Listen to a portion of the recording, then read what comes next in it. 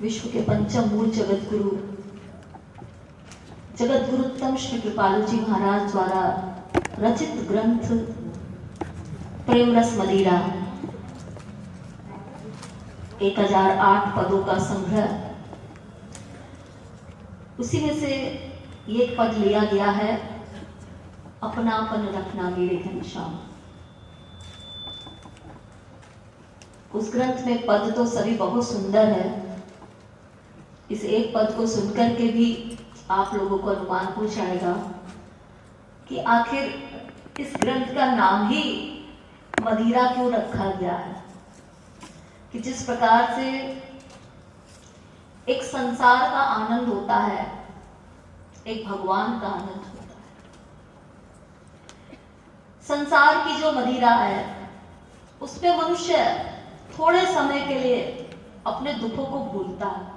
इसलिए तमाम दुखी लोग ये इस मदिरा का सेवन करके अपने शरीर को बिगाड़ते। लेकिन ये जो भगवान का रस है, या भगवान रूपी मदिरा कह सकते हैं, ये इसका जो रस है वो ऐसा रस है कि वो एक बार यदि चढ़ जाए तो उतरता नहीं। यदि वो उतर जाती है लेकिन ये उतरती नहीं। इसीलिए जो भगवान के प्रेम में डूब जाते हैं उनसे कितना भी कहो कि नहीं, कहाँ तुम भगवान के चक्कर में पड़े हो, रे संसार में कितना सुख है, वो कहता है नहीं नहीं, जो आनंद भगवान में है वो संसार में नहीं।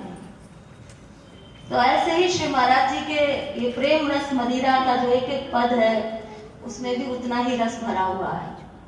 यानी जो चखे वो जाने वाली स्थिति है, शब्दों में बयान नहीं की जा सकती।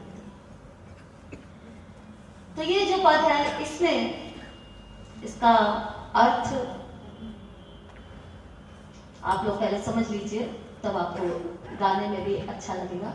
अपनापन रखना मेरे घनश्याम। एक भक्त श्याम सुंदर से प्रार्थना करते हुए कह रहा है, हे घनश्याम, हे मेरे श्याम सुंदर, मुझे सदा अपना बना करके रखना।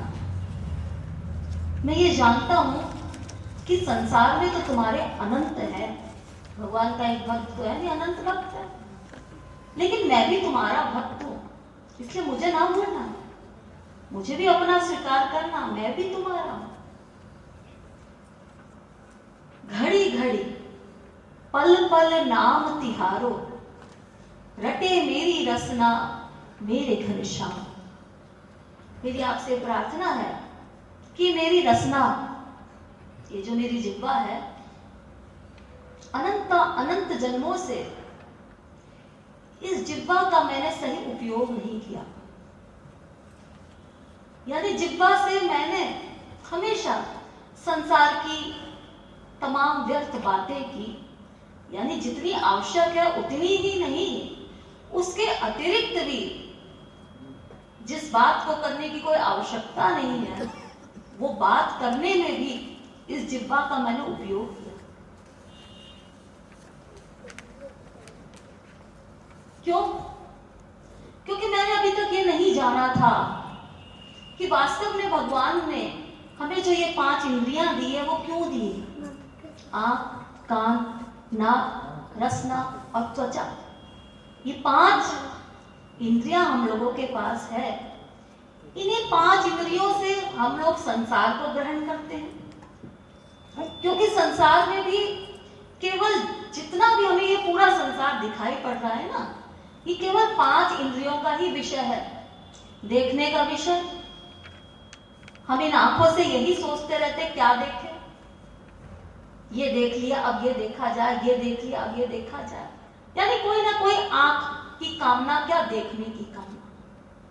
ये कान कामना करते हैं सुनने की, क्या सुना जाए।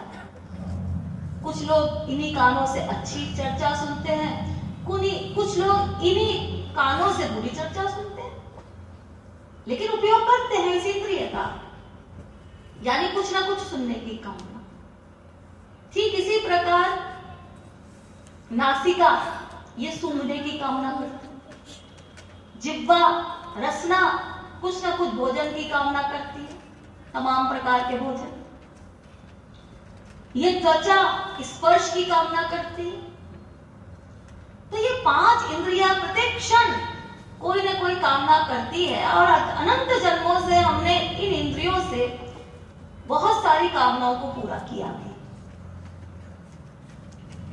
लेकिन अभी तक ये नहीं जाना कि वास्तविकता में इन इंद्रियों से हमें करना क्या है। ये तो हम सब जानते हैं, चाहते हैं कि हम सबको आनंद मिले, सुख मिले, शांति मिले, पीस मिले, हैप्पीनेस मिले। सब चाहते हैं। कौन ऐसा संसार में प्राणी है जिससे कहा जाए कि ओ भाई तुमको दुख चाहिए, वो कहता नहीं नहीं दुख नहीं चाहिए, मुझे तो सुख चाहिए। हर व्यक्ति आनंद चाहता है, सुख चाहता है, शांति चाहता है। तो वो आनंद हमें कैसे मिलेगा? उसको पाने का साधन क्या? सबसे 3 प्रकार के साधन है उस आनंद को पाने के लिए, उस सुख को पाने के लिए। जिसमें सबसे पहला साधन है वो है हमारा मानव देह। ये जो हम लोगों को मनुष्य शरीर मिला है ना, ये केवल एक शरीर ऐसा है 84 लाख योनियों में। 84 लाख प्रकार की योनियां हैं। ये जो हम लोग देखते हैं कुकर, शुकर, कीट पतंग आदि, एक एक गड्ढे में कई प्रकार के कीट, ये ऐसी 84 लाख प्रकार की योनियां। इन सब में सबसे सर्वश्रेष्ठ देह मानव देह, क्योंकि इसी मानव देह में, इसी शरीर से हम लोग अपनी बिगड़ी बना सकते हैं।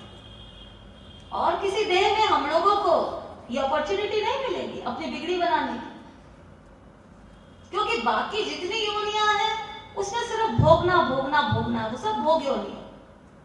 और मनुष्य योनि कर्म योनि, इसमें हम कर्म कर सकते हैं और कर्म के अनुसार ही हमें उसका भोगना भी पड़ता है। तो मनुष्य कर्म प्रधान भी है मानव देह, प्लस ज्ञान प्रधान भी है। इसी मानव देह में सबसे अधिक ज्ञान हमें मिला है।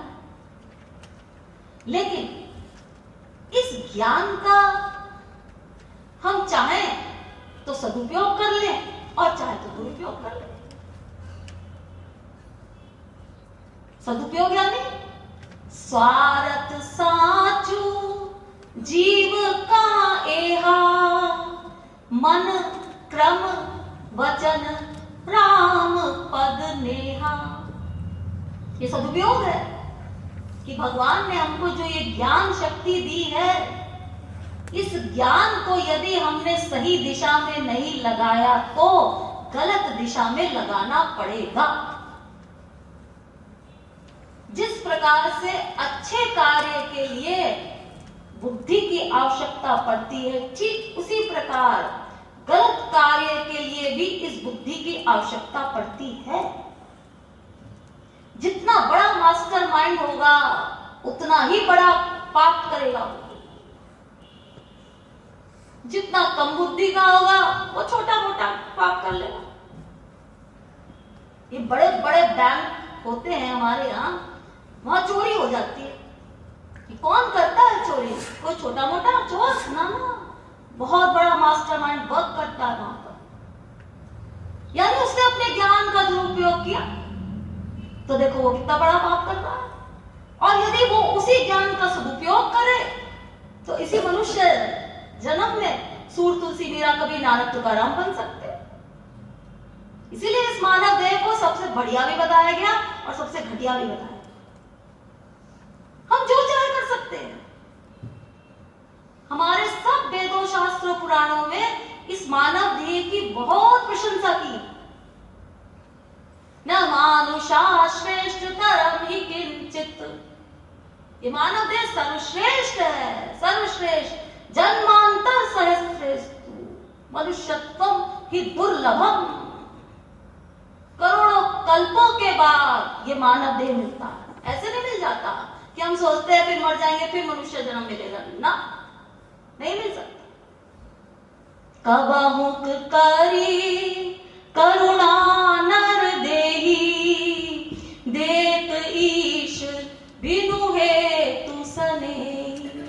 बड़े भाग मानुष तनु पावा, सुर दुर्लभ सदग्रंथ निगावा। सुर दुर्लभ, अरे सुर माने होता है देवता, देवताओं को दुर्लभ है। ये स्वर्ग के देवी देवता इंद्र वरुण यमराज कुबेर, ये सब स्वर्ग के देवी देवता भगवान से प्रार्थना करते हैं कि मानव देह मिल जाए। सोचिए, जिन देवी देवताओं की आप लोग भक्ति करते हैं, वो देवी देवता भगवान से प्रार्थना करते हैं कि मनुष्य जन्म मिल जाए, ऐसा मानव देह जो हम लोगों को मिला।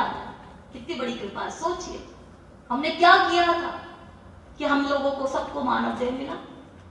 यानी एक कृपा है, क्योंकि इसी शरीर रूपी साधन से हम अपने लक्ष्य की प्राप्ति कर सकते हैं, आनंद की प्राप्ति कर सकते हैं।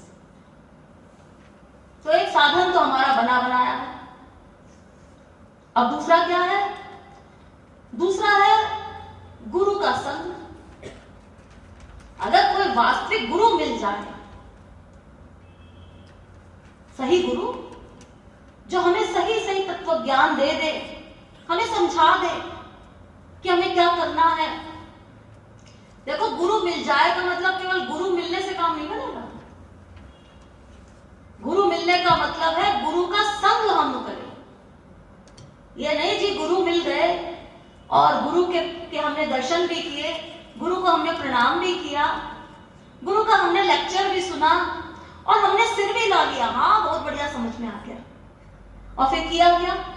किया वही जो मन में आया, किया कुछ नहीं उनके अनुसार, यानी इधर सुना और इधर निकाल दिया। तो केवल ऐसे गुरु मिलने से कृपा नहीं होने वाली। गुरु का संग हम करें, यानी अपनी बुद्धि को उसकी बुद्धि से जोड़ दे। जैसा वो बता रहे हैं, हमारे कल्याण के लिए ये विश्वास होना चाहिए, उसके अनुसार हम आगे बढ़ने की कोशिश करें। इस मनुष्य जीवन में हम अपनी उन्नति करके जाएं, खाली हाथ ना जाएं। तो धीरे धीरे हम आगे बढ़ के लक्ष्य की प्राप्ति करेंगे। तो दूसरी कृपा कि गुरु मिले, गुरु का संग। तो ये दूसरी कृपा भी हो गई, यानी हम सबको मानव देह भी मिला है, हमको गुरु भी मिले हैं कि जिनके कारण हम लोगों को तत्व ज्ञान समझ में आ गया। अन्यथा तमाम शास्त्र वेद पढ़ डालिए, कुछ नहीं समझ में आएगा। गीता पढ़ोगे तो गीता नहीं समझ सकते, रामायण पढ़ोगे तो रामायण नहीं समझ सकते, भागवत पढ़ोगे तो भागवत नहीं समझ सकते। रीडिंग लगा सकते हो कि क्या लिखा है, वो रट सकते हो, उस पे भाष्य लिखा जा सकता है, तमाम लोगों ने लिखा, लेकिन समझ आज तक किसी को नहीं आई कि करना क्या है। ये केवल वास्तविक महापुरुष समझा सकते। तो वो हमें भी वो समझा दिया, यानी हमारा हिसाब किताब बना हुआ है, मानव देह भी मिल गया, गुरु भी मिल गए। अब तीसरी कृपा क्या जो हम लोगों को करनी है, वो क्या है कि हमारे अंदर भूख होनी चाहिए। भूख, व्याकुलता भगवान को पाने की, वो प्यास, वो लगन, ये हमको करना होगा। गुरु कुछ नहीं कर सकते, भगवान कुछ नहीं कर सकते। भगवान ने अपना काम कर दिया, मानव दे दिया, गुरु ने अपना काम कर दिया, तत्व ज्ञान समझा दिया। अब आप ये सोचे बैठे बैठे कि वो सब कुछ कर देंगे। अरे अगर करना लिखा होता उनके हाथ में तो अब तक क्यों नहीं किया? भगवान को सत्य संकल्प कहा जाता है। अप्रपात्मा विजरो विमृत्युर्विशोको विजिघत्सो सत्य काम सत्य संकल्प। भगवान का गुण है सत्य संकल्प। भगवान को कुछ करना नहीं। अगर वो सोचे कि सृष्टि हो जाए तो सृष्टि हो जाती है, यदि वो सोचे प्रलय हो जाए तो प्रलय हो जाती है, यदि वो सोचे कि सब जीवों की रक्षा हो तो रक्षा होती है। सोचने मात्र से भगवान का काम होता है। यही गुण महापुरुष के पास भी है, लेकिन क्या वो ये संकल्प नहीं कर सकते थे कि संसार के सब जीवों का उद्धार हो जाए और सबको ले जाते अपने लोक में, सब आनंद से रहते? क्यों हम इस संसार में दुख भोग रहे हैं? क्यों नहीं उन्होंने ये संकल्प किया अभी तक भी? क्योंकि वो कर नहीं सकते, क्योंकि करना हमको ही पड़ेगा। ये कहने से काम नहीं चलेगा कि अब गुरु मिल गए हैं और मनुष्य देह भी मिल गया है तो ठीक है, ऐसा है, अब हमारा काम बन जाएगा। ना ना ना, हमको करना पड़ेगा। ये साधना, ये भक्ति, ये भगवान को पाने की व्याकुलता, ये भूख, ये लगन, ये हमको बढ़ानी होगी, स्वयं को करना होगा। चाहे 1 जन्म लगे, चाहे 2 जन्म लगे, चाहे 10 जन्म लगे, लेकिन हमें आगे बढ़ना होगा। तो ये बात जब हमारी बुद्धि में बैठ जाए कि हमारा कौन है, हमारे एकमात्र प्रभु। क्यों? क्योंकि हम सब कौन है?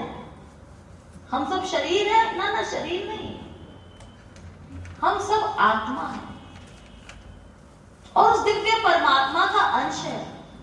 तो भगवान ने ये संसार क्यों बनाया? भगवान ने संसार बनाया शरीर के लिए। इस शरीर को चलाने के लिए भगवान ने ये सब संसार बनाया है, ये ठीक है, लेकिन आत्मा के लिए, आत्मा का कल्याण इस संसार से नहीं हो सकता। उसके लिए भगवान का विषय, यानी ये जो 5 इंद्रियां हैं, आंख से हम भगवान का दर्शन करें, ऐसी लगन, ऐसी व्याकुलता हो कि कब हमें प्रभु का दर्शन हो। ये कान से हम भगवत विषय सुने, कम से कम संसार का वार्तालाप सुनने में आए और अधिक से अधिक हम भगवान का विषय सुने इन कानों से। ठीक इसी प्रकार हमारी प्रत्येक इंद्रिय भगवान के निमित्त लगे, ऐसा प्रयास हम लोगों को करें। क्यों? क्योंकि हमारा काम भगवान से ही बनेगा। ये जितनी मात्रा में पक्का होगा, पक्का होने का तरीका क्या? अभ्यास। अभ्यासेन तु कौन्तेय वैराग्यं च क्रियते, गीता। ये अभ्यास करना होगा। जितनी मात्रा में दृढ़ होगा, पक्का होगा, उतनी ही मात्रा में संसार से वैराग्य होगा। मन का ध्यान दीजिएगा, ये वैराग्य की परिभाषा मन से होती है, शरीर से नहीं होती। पीला कपड़ा पहन करके भी हम घोर संसारी बन सकते हैं और सूट बूट में भी हम बहुत बड़े भगवान के भक्त बन सकते हैं। वैराग्य भीतर की चीज है, ऊपर का दिखावा नहीं। तो जितनी मात्रा में इस मन का ये दृढ़ विश्वास होगा कि संसार मेरा नहीं, भगवान ही मेरे हैं, ये संसार जो है वो केवल शरीर तक का साथ है, लेकिन इस आत्मा के लिए हमारा वास्तविक साथी एकमात्र हमारे प्रभु हैं। बस इतनी सी बात बुद्धि में बैठ जाए तो भगवान को पाने की लगन बढ़ जाए, वो व्याकुलता बढ़ जाए और फिर हमारी इंद्रियों की कामना हो जाए, हाँ, कि क्षण क्षण, घड़ी घड़ी, पल पल नाम तिहारो, रटे मेरी रसना मेरे घनश्याम। ऐसा भक्त जो होता है, जो समझ जाता है, वो भगवान से ये प्रार्थना करता है कि हे प्रभु, मेरी आपसे बस एक ही कामना है, हर पल हर क्षण, हर पल हर क्षण। अरे मनुष्य तो कहता कर लेंगे, अभी जल्दी क्या है ना। वो ये भी जान चुका है कि मानव देह जो इंपॉर्टेंट हमें मिला है, ये क्षण भंगुर भी है, पता नहीं अगला क्षण भी हमें मिलेगा कि ना मिले। इसलिए जितना जल्दी हो सके तभी हम शुरू हो जाए। इसलिए अब समय कम है तो वो भक्त प्रार्थना कर रहा है कि हर घड़ी हर पल ये मेरी रचना केवल आपके ही नाम की रचना करती है। लली लाल दो दे घर भाई, हमारे लिए बसना मेरे घनश्याम। ये इस अंतःकरण में, इस मन में हम कोई ना कोई संसार का चिंतन करते रहते हैं, यहाँ तक कि जब कीर्तन भी कर रहे हैं तो उस समय भी हम संसार का ध्यान कर रहे हैं, तो उससे कीर्तन का लाभ नहीं मिलता। इस हृदय में श्याम सुंदर युगल सरकार की वो गलवाई दिए हुए, यानी युगल सरकार एक दूसरे के गले में गलवाई दिए हुए खड़े हैं। बस यही छवि मेरे इस हृदय में सदा बसी है। भाव हिंडोरे डारी ये में झुलाऊं नित झुलना मेरे घनश्याम। और मैं अपने इस हृदय में एक झूला बनाऊं भाव का, और भाव से सदा आपको वो झूला झुलाता रहूं। बस यही मेरी एक मनोकामना है। दे उपहार हार असुवन को बना लूं तुझे अपना मेरे घनश्याम। मैं आपको क्या उपहार दे सकता हूं? एक मनुष्य भगवान को क्या उपहार दे सकता है?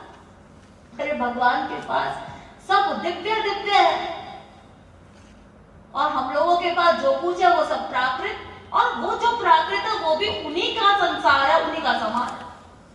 तो भला हम उनको क्या दे सकते हैं? वही कहते ना, तेरा तुझको अर्पण क्या लागे मेरा। लेकिन तेरा तुझको भी अर्पण नहीं हो रहा, वो तो कहा जाता है, खाली गा दिया जाता है। जब अर्पण की बात आती है तो अर्पण भी नहीं होता। तो जो अर्पण हम करते भी हैं तो हम क्या दे सकते हैं उनको कि जिससे हमारे प्रभु प्रसन्न हो जाएंगे? ये संसार का कुछ प्राकृत सामान ना, इससे नहीं प्रसन्न होते। भगवान को प्रसन्न करने का तो एक ही तरीका है, केवल एक, रो कर पुकारो। रुरुधु सुस्वरम श्रीमद् भागवत में लिखा है। जब भगवान श्री कृष्ण अंतर्ध्यान हो गए से महाराज से, तो गोपियां परेशान हो गई, ठाकुर जी हमें छोड़ के कहां चले गए? तो उन्होंने रो करके पुकारा, रो करके, और ऐसा उनका रुदन था कि रहा नहीं गया, श्याम सुंदर को आना पड़ा। तो दे उपहार हार असुवन को, ऐसी माला दो, ये फूल की माला, ये मोती की माला, ये हीरे की माला, ये सोने की माला, इससे क्या भगवान को हम प्रसन्न कर पाएंगे? वो चाहते हैं असुवन की माला। बना लूं तुझे अपना मेरे घनश्याम, कैसे हूं करी कृपालु प्रभु अपनो, पूर्वो मम सपना मेरे घनश्याम। हे श्याम सुंदर, बस मेरा एक ही सपना, एक ही, कि किसी प्रकार से मैं तुझे अपना बना लूं। बस यही मेरे इस मानव जीवन का लक्ष्य है, और मैं इस मनुष्य जीवन में और कुछ नहीं चाहता। बस मैं तुझे अपना बना लूं, अपना बन जाओ मेरे, हे श्याम सुंदर।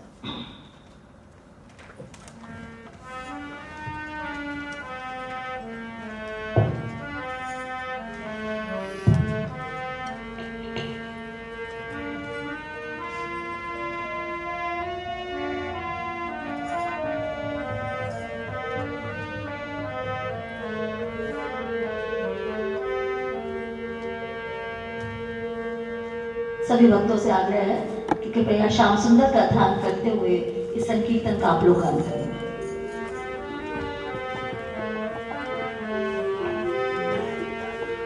अपनापन रखना मेरे घनश्याम,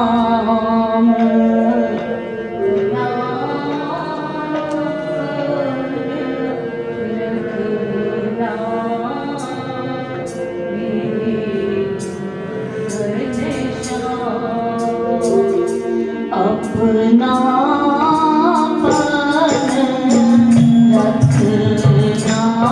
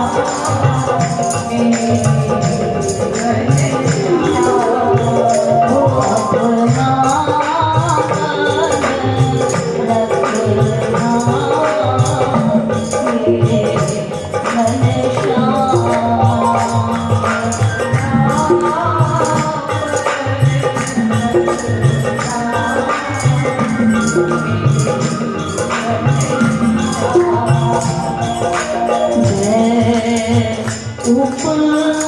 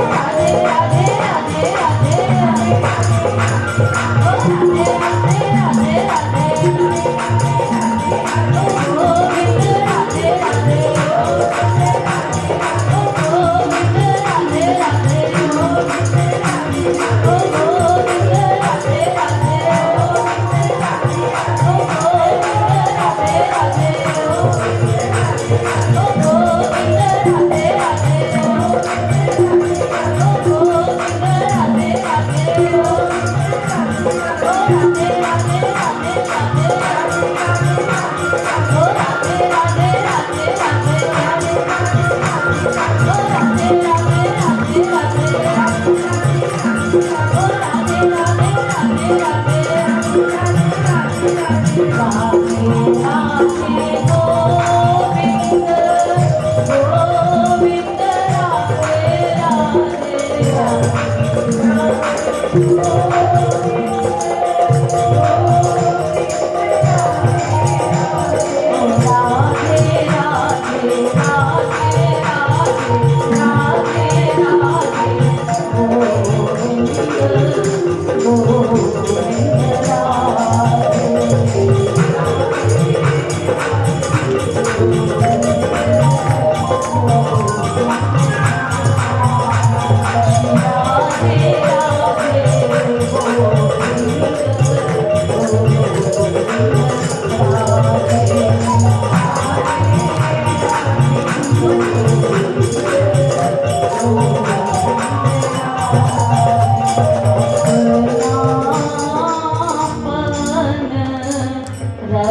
नाम मेरे घनश्याम